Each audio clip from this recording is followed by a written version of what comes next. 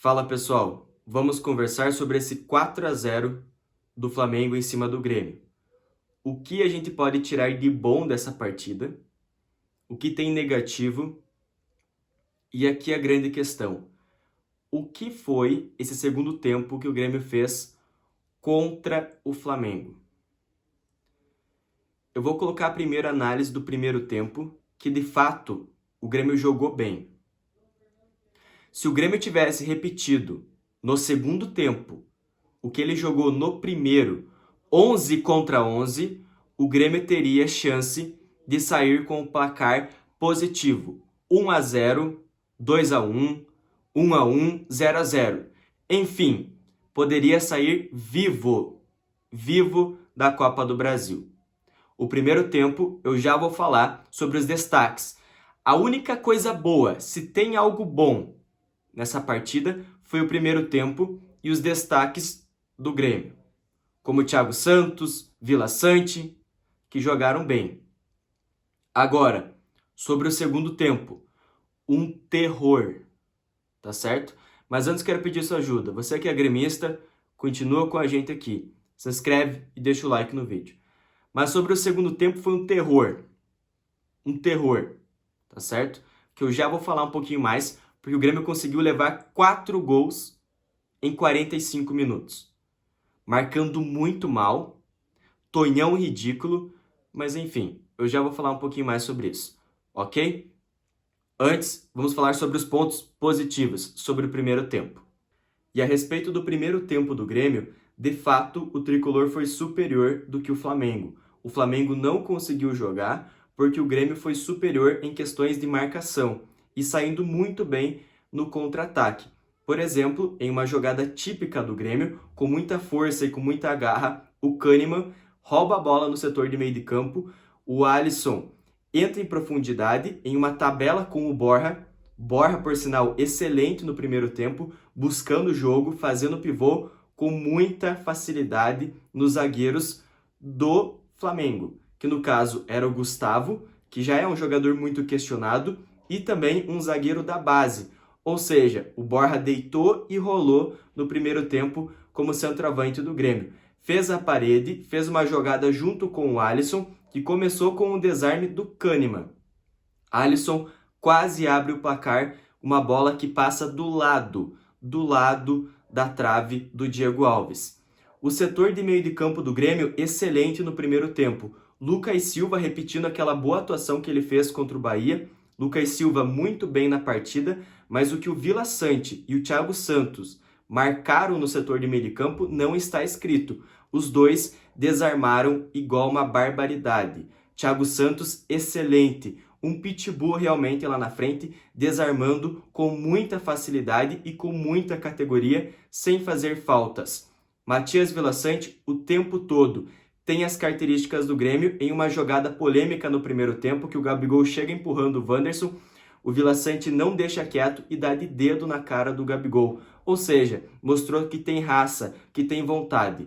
Wanderson muito bem, Chapecó seguro, Rafinha excelente. Mas a grande questão do primeiro tempo foi a marcação do setor de meio do campo do Grêmio, que foi muito bem na partida. O setor de meio do campo do Grêmio foi excelente. Alisson muito bem, mas a grande questão para mim foi a saída do Douglas Costa. Douglas Costa saiu com uma possibilidade de lesão, com dores musculares, para a entrada do Ferreirinha, que entrou bem também. O Grêmio teve mais chances de abrir o placar no primeiro tempo. Claro, Flamengo estava vivo, estava jogando bem, mas principalmente por conta da saída do Bruno Henrique, por lesão também, e por conta da expulsão por 2 cartões amarelos do lateral, o Isla, aí a situação do Flamengo ficou um pouco mais escura. Mas o Grêmio foi melhor e foi superior no setor de meio de campo, no ataque, enfim, no jogo como todo, no primeiro tempo pelo menos, nos 45 minutos do primeiro tempo foi superior, tá certo? Agora, vamos falar sobre o segundo tempo. Já falei sobre o primeiro. Ali eu apontei alguns pontos positivos que a gente consegue tirar de ensinamento dessa partida. Os jogadores que foram bem. Falar bem sincero aqui para você. O Grêmio está eliminado. 4-0 não dá. Lá no Maracanã, não tem o que fazer. Mas assim, esses 4-0 não representam o que foi o jogo de fato. Porque o segundo tempo eles jogaram bem. O Flamengo de fato jogou bem.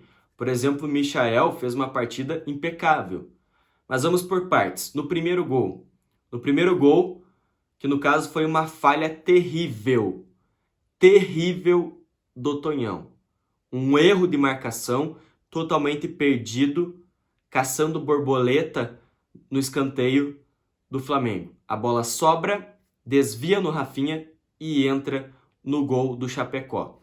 Ou seja, uma falha individual do Tonhão e depois a sorte do zagueiro do Flamengo na hora da finalização.